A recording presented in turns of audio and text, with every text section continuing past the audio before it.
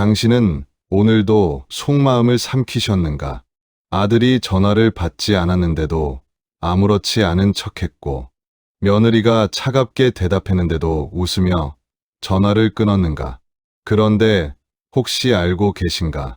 노년에 가장 후회하는 사람들에게는 공통점이 하나 있다. 해야 할 말을 끝내 하지 못했다는 것이다. 하지만 더 안타까운 사실이 있다. 반대로 절대 하지 말았어야 할 말을 꺼내 가족을 잃은 사람도 적지 않다. 그렇다면 도대체 어떤 말은 끝까지 숨겨야 하고 어떤 말은 반드시 해야 하는 걸까? 정약용은 그 답을 200년 전에 이미 남겨두었다. 오늘 이야기를 끝까지 들으시면 자식에게 절대 하지 말아야 할 말과 늦기 전에 꼭 전해야 할 말을 구분하는 기준을 얻게 될 것이다. 노년이 되면 이상한 일이 생긴다. 말이 많아지는 것이 아니라 오히려 말이 줄어든다. 하고 싶은 말은 산더미 같은데 정작 꺼내지 못한다. 왜 그럴까? 두렵기 때문이다. 이 말을 꺼냈다가 관계가 멀어질까봐, 이 속마음을 드러냈다가 약점이 될까봐. 그래서 사람들은 속마음을 숨긴다. 그런데 문제는 잘못된 것을 숨기면 괜찮지만 잘못 숨기면 후회가 된다는 것이다. 노년에는 모든 속마음을 다 드러내도 안 되고 모든 속마음을 다 숨겨도 안 된다. 어떤 것은 반드시 숨겨야 하고 어떤 것은 반드시 말해야 한다. 그 구분을 모르면 결국 후회만 남는다. 사람은 나이가 들수록 더 외로워진다. 이것은 단순한 느낌이 아니다. 현실이다. 자식은 자기 삶이 바쁘다. 며느리는 처음부터 가까운 사이가 아니었다. 친구들도 하나둘 연락이 뜸해진다. 몸도 예전 같지 않다. 그런데 더 큰 문제가 있다. 아무리 외로워도 그 외로움을 제대로 표현하지 못한다는 것이다. 아들아, 나 너무 외롭다. 이 말 한마디가 얼마나 어려운가. 며느리야, 나한테 좀 더 살갑게 대해줄 수 없겠니? 이 말이 누구에게는 정말 꺼내기 힘든 말일 거다. 그래서 사람들은 속마음을 방치한다. 방치된 속마음은 결국 어떻게 되는가? 썩는다. 분노가 되고 서운함이 되고 원망이 된다. 그 원망이 어느 날 한꺼번에 터져 나온다. 그리고 그 순간 관계는 더 멀어진다. 이것이 노년의 가장 큰 비극이다. 말을 못해서 생기는 비극이 아니다. 어떤 말은 해야 하고 어떤 말은 숨겨야 하는지를 모르는 데서 오는 비극이다. 말의 무게를 모르면 결국 후회만 남는다. 정약용은 평생 억울하게 살았다. 18년 동안 전라도 강진이라는 먼 곳으로 귀향을 갔다. 임금의 총애를 받던 사람이 하루아침에 죄인이 된 것이다. 그 시간 동안 그는 무엇을 했는가? 자신의 삶을 돌아보았다. 왜 사람은 말 한마디로 인생이 바뀌는가? 그 깊은 생각 끝에 그는 이렇게 말했다. 말을 조심해야 할 때와 말을 꺼내야 할 때를 구분하는 것. 그것이 지혜로운 사람의 첫 번째 덕목이다. 속마음을 모두 드러내는 사람은 약점을 스스로 내보이는 것이다. 그러나 속마음을 모두 감추는 사람은 결국 혼자가 된다. 진짜 지혜는 무엇을 보여주고 무엇을 감출지 않은 것이다.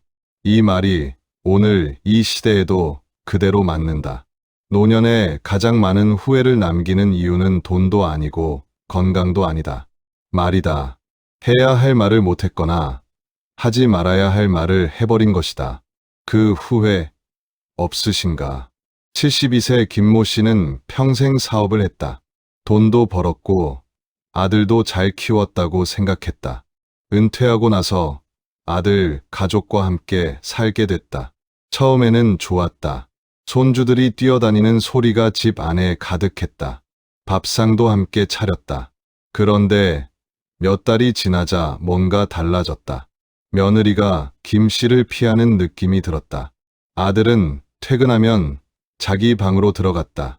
손주들도 할아버지보다 게임기가 더 좋았다. 김 씨는 서운함이 쌓였다. 그러다 어느 날 참지 못하고 말이 터졌다. 내가 이 집에 매달 생활비 얼마를 보태는 줄 아느냐. 그런데 대우를 이렇게 받아야 하느냐. 재산과 돈 이야기가 나오자 집 안 분위기가 얼어붙었다. 며느리는 다음 날부터 아예 방에서 나오지 않았다. 아들은 조용히 찾아와 이렇게 말했다. 아버지, 집을 따로 구해드릴게요. 그 순간 김 씨는 알았다. 말 한마디가 모든 것을 바꿔버렸다는 것을. 억울했을 것이다. 서운한 마음은 진짜였는데. 그런데 그 속마음을 꺼내는 방식이 문제였다. 재산 이야기는 가장 강력한 무기이자 가장 위험한 칼이다. 잘못 꺼내면 자신이 먼저 베인다. 이것이 정약용이 말한 것이다. 정약용은 재산과 돈에 대해 이렇게 말했다. 재산은 나누는 순간 덕이 되고 자랑하는 순간 독이 된다. 이 말의 뜻을 생각해 보자. 돈이 있다는 것을 자식에게 보여주는 것은 좋은 일처럼 보인다. 그런데 그것이 은근한 자랑이 되는 순간 자식은 그 돈을 의식하기 시작한다. 의식하면 불편해진다. 불편하면 멀어진다. 재산 이야기를 꺼내는 것이 문제가 아니다. 어떻게, 언제, 왜 꺼내느냐가 문제이다. 서운함 때문에 재산 이야기를 꺼내는 것은 가장 나쁜 방법이다. 그것은 자식에게 내가 이만큼 해줬으니 내가 잘해야 한다는 메시지가 된다. 그 메시지를 받은 자식은 어떻게 느끼는가? 고마움이 아니라 부담감이다. 부담감은 사랑을 막는다. 정약용은 말했다. 사람의 마음은 빚을 지면 멀어지고 선물을 받으면 가까워진다.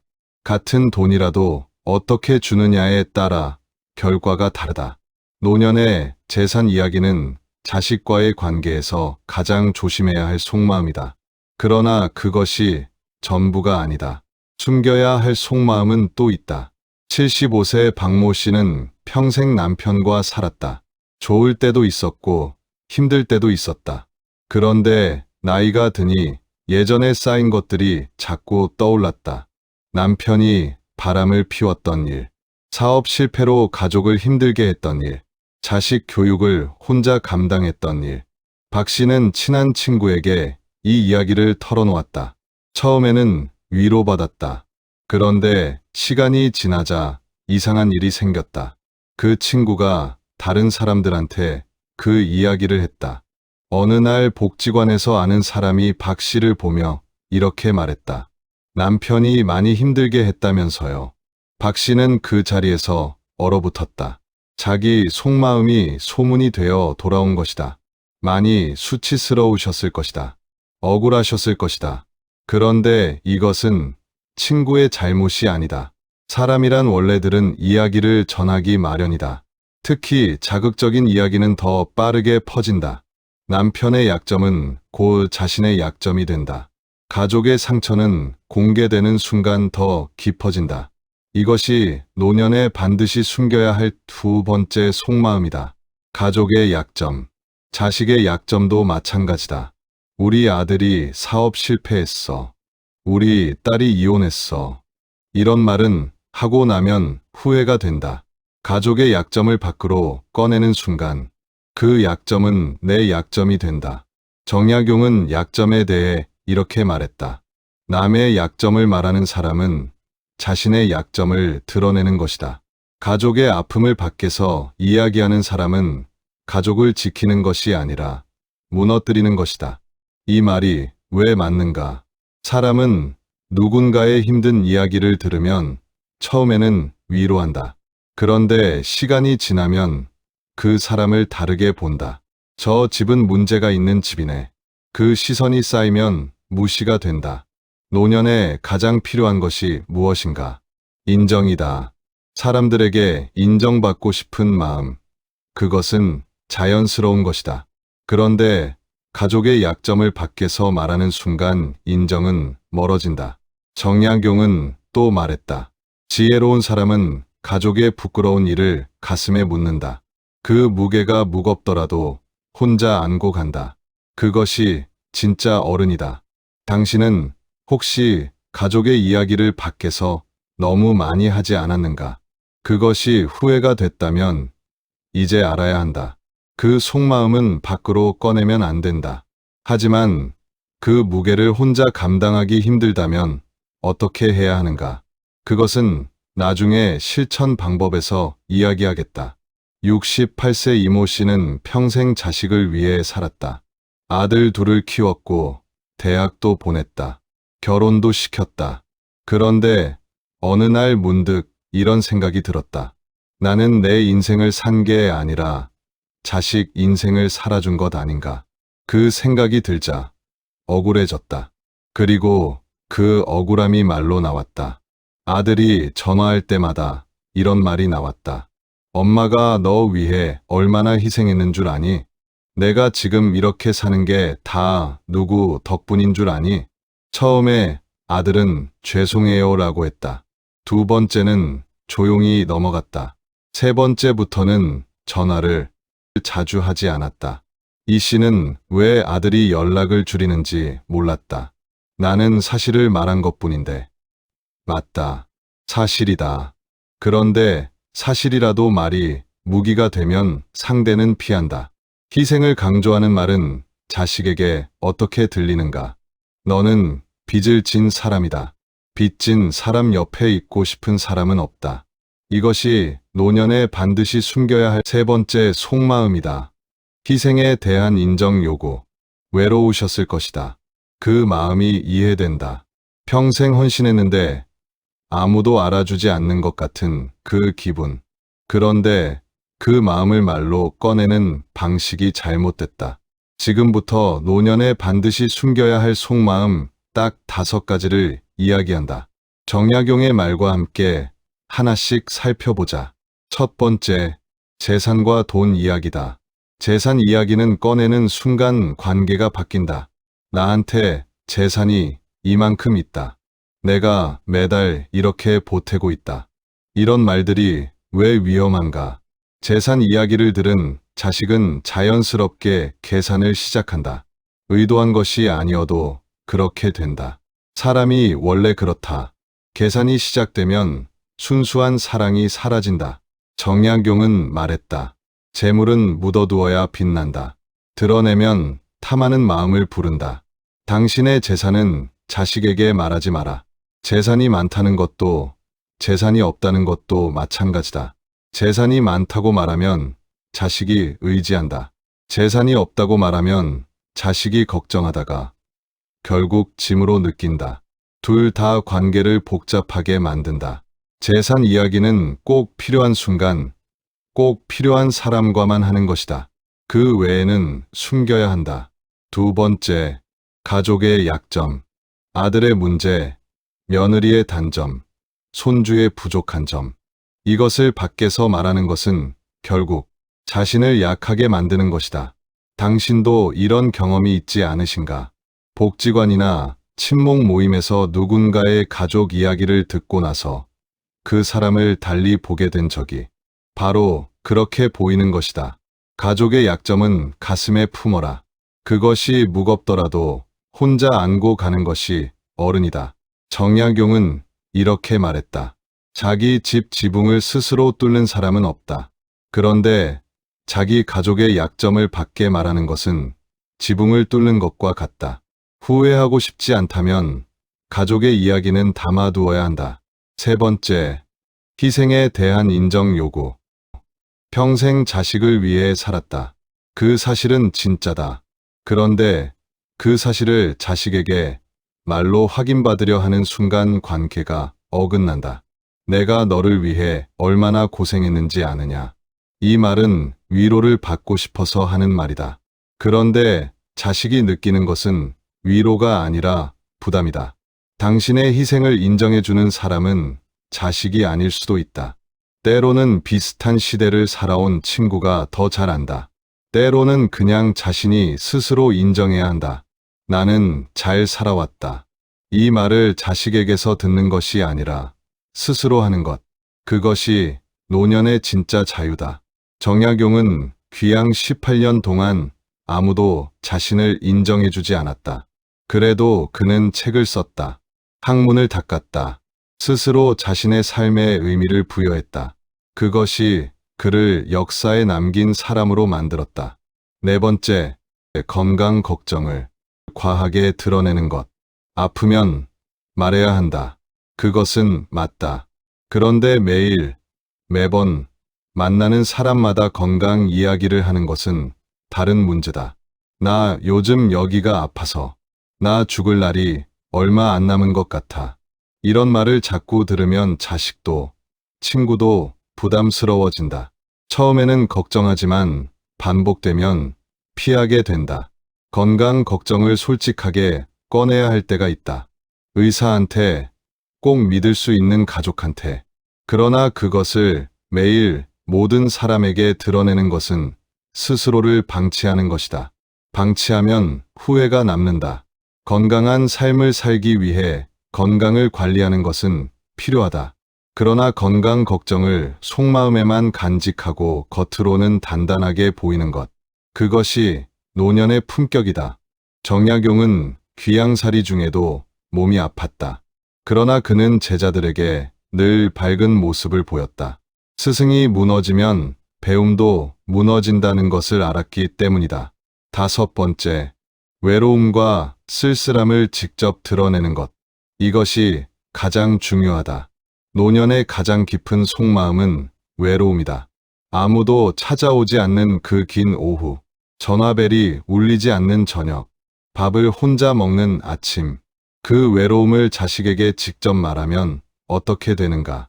나 요즘 너무 외롭다. 이 말을 들은 자식은 무슨 생각을 하는가? 처음에는 미안해한다. 그런데 반복되면 부담이 된다.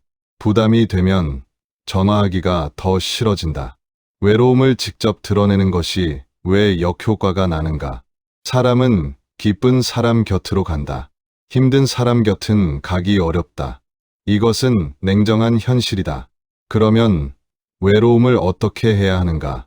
외로움을 숨기되 사람들이 오고 싶은 분위기를 만들어야 한다. 맛있는 것을 해놓고 부르는 것, 재미있는 이야기를 준비해 두는 것, 먼저 안부를 묻는 것. 그것이 외로움을 해결하는 진짜 방법이다. 외로움을 말로 해결하려 하지 마라. 행동으로 해결하는 것이 더 빠르다. 정약용은 말했다. 그리움은 편지로 보내라. 하소연은 가슴에 담아라. 그러면 상대는 내 곁으로 온다. 오늘 이야기를 다시 정리해보자. 노년에 반드시 숨겨야 할 속마음 딱 5가지. 첫째, 재산과 돈 이야기. 둘째, 가족의 약점. 셋째, 희생에 대한 인정 요구. 넷째, 건강 걱정을 과하게 드러내는 것. 다섯째, 외로움과 쓸쓸함을 직접 드러내는 것. 이것을 숨기는 것이 냉정한 것이 아니다. 이것을 숨기는 것이 진짜 지혜이다. 당신은 평생 숨기며 살아왔다. 자식 앞에서 힘든 내색 안 하면서, 남편 앞에서, 아내 앞에서 강한 척 하면서. 그 세월이 얼마나 긴가. 그 세월이 얼마나 무거운가. 많이 힘드셨을 것이다. 정말 많이 참아오셨을 것이다. 당신은 대단한 사람이다. 그런데 이제 조금 달리 생각해 보자.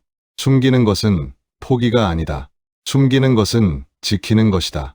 재산 이야기를 숨기는 것은 관계를 지키는 것이다. 가족의 약점을 숨기는 것은 가족을 지키는 것이다. 희생에 대한 인정 요구를 숨기는 것은 사랑을 지키는 것이다. 건강 걱정을 과하게 드러내지 않는 것은 품격을 지키는 것이다. 외로움을 직접 드러내지 않는 것은 관계를 지키는 것이다. 숨기는 것은 약한 것이 아니다. 숨길 줄 아는 것이 강한 것이다. 정약용은 18년 귀양살이를 하면서도 쓴 글이 500권이 넘는다. 억울하고 외롭고 서러운 마음이 없었겠는가? 있었다. 너무나 많았을 것이다. 그런데 그는 그 감정을 글로만 담았다.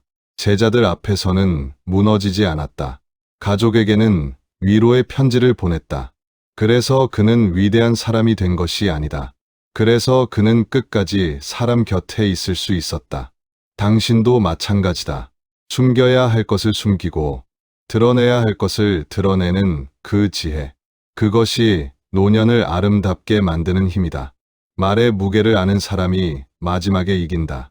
속마음을 다스릴 줄 아는 사람이 끝까지 존경받는다. 당신은 그 힘을 이미 가지고 있다. 다만 오늘 그것을 다시 한번 기억하기를 바란다. 노년은 끝이 아니다. 노년은 가장 지혜로운 시간이다. 그 시간을 후회 없이 살기를 바란다. 오늘 이 영상이 당신의 마음에 작은 위로가 됐기를 바란다. 여러분은 어떠셨는지요? 오늘 이야기 중에 맞아, 내 이야기네라고 느끼신 부분이 있으셨나요? 비슷한 경험이 있으셨다면 댓글로 남겨주십시오. 여러분의 이야기가 또 다른 누군가에게 위로가 됩니다. 오늘 영상이 도움이 되셨다면 구독과 좋아요로 응원해 주십시오. 정약용의 인생지혜 이야기는 앞으로도 계속됩니다. 함께해 주셔서 진심으로 감사합니다.